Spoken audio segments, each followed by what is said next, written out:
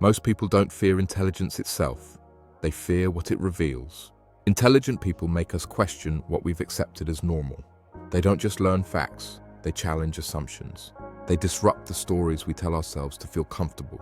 And throughout history, society hasn't welcomed that kind of disruption. Arthur Schopenhauer, a 19th century German philosopher, believed intelligence was isolating. He saw the world as a place filled with suffering and illusion. To him, the masses lived in distraction, chasing pleasure and comfort, trying to avoid the harsh truths of life. But intelligent individuals were cursed or gifted with the ability to see through those distractions. Schopenhauer didn't believe intelligence made people happy. In fact, he thought it often made life harder. To be intelligent, in his view, was to perceive the world more deeply. And that meant noticing the pain and absurdity that others ignore. The intelligent person sees the flaws in tradition, the emptiness of status, the endless striving that never really satisfies. They don't fit easily into roles. They question rules. They are not so easily entertained or convinced. And when someone refuses to play along with the stories society depends on, people get nervous. We call them strange. We dismiss them as arrogant or antisocial. But often, we're just uncomfortable. They remind us of things we don't want to think about. They shine a light on contradictions we'd rather leave in the dark. That's why intelligent people scare society. Not because they're dangerous in the traditional sense, but because they think independently. And independence of thought is threatening to any system built on conformity. Schopenhauer saw life as a struggle driven by blind desire. He called it the will, the endless force behind human striving. We chase goals, pleasures, and ambitions, thinking we'll find satisfaction. But once we reach one goal, another emerges. Happiness is fleeting. Contentment slips through our fingers. And intelligent people see this cycle clearly. They recognize the trap. This awareness often leads them to withdraw. They become more introspective, more skeptical of society's promises. While others chase fame or fortune, the thinker asks, what is it all for? Why should I play a game I didn't choose, with rules I don't believe in? That's what makes them unsettling. Their very presence challenges others to think more deeply. And deep thinking can be painful. It forces us to confront our fears about death, purpose, and the meaning of life. Most people prefer distraction. The intelligent seek clarity. Society depends on a certain level of shared belief. We need people to go to work, follow the rules, keep the machine running. But the intelligent often see the machine as flawed. They question the system itself. And when they voice those questions, they disrupt the flow. They're called cynics, rebels, or dreamers. But all they've done is see the world a little more clearly. Schopenhauer believed that solitude was the natural state of the truly intelligent. Because in solitude, the mind is free. It isn't bound by convention or shallow chatter, but that freedom comes at a cost. Isolation, misunderstanding, even rejection. Still, the intelligent person persists. Not to be right, not to be admired, but because they can't ignore the truth they see. And in a world that fears truth, that alone is a radical act. This fear of intelligence isn't just abstract. History is filled with examples of societies silencing or sidelining their most original thinkers. Socrates was executed for corrupting the youth of Athens.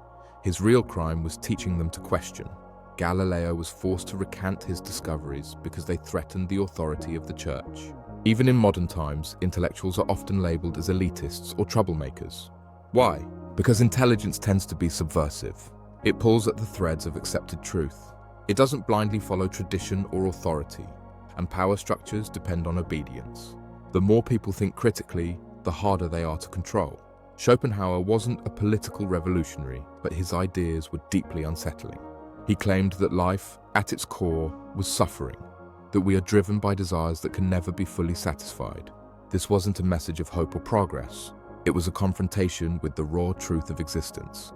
Most people don't want that message. They want comfort, not clarity. They want purpose, not paradox. Intelligent people often find themselves misunderstood because they speak a different language. They value depth over popularity, precision over simplicity. They might not believe in the things most people hold sacred: success, religion, patriotism, even happiness. This doesn't make them superior. It makes them different. And different is often seen as dangerous. Yet society needs these minds, not to lead in the traditional sense, but to challenge, to ask better questions, to refuse easy answers. Without them, we stagnate, we repeat, we forget to wonder. Schopenhauer understood this paradox. that the very people we push away might be the ones who see most clearly. And that clarity, while uncomfortable, is what moves us forward. The world, as Schopenhauer saw it, was not something to be conquered or celebrated, but endured. And that view shapes how intelligent people interact with life. They're less likely to chase empty pleasures, less inclined to play social games. They turn inward, searching for meaning in art, philosophy, and solitude. They often find beauty where others see nothing, and despair where others see comfort. This difference in perception can create distance. It's not that they look down on others, it's that they feel out of place, like they're living on a different wavelength. And society doesn't always welcome what it doesn't understand. So, what does it mean to live as an intelligent person in a world that fears depth? It means carrying the burden of awareness. It means being willing to see things as they are, not just as we wish them to be. It means accepting loneliness, not as a punishment, but as a natural consequence of clarity. But there's power in that clarity. Schopenhauer believed that through deep understanding, we could also achieve a kind of peace. Not the peace of distraction or denial, but the peace that comes from letting go of illusions, from accepting life's limits and living authentically within them. That's the paradox of intelligence. It brings both suffering and strength. It isolates, but it also elevates. It disconnects, but it also frees. And while society may not celebrate these thinkers in their time, it often returns to their ideas when the noise dies down. When the world becomes confusing, we seek those who have thought deeply, who have wrestled with the hard truths, who have walked through the dark and come back with insight. That is their quiet, enduring contribution.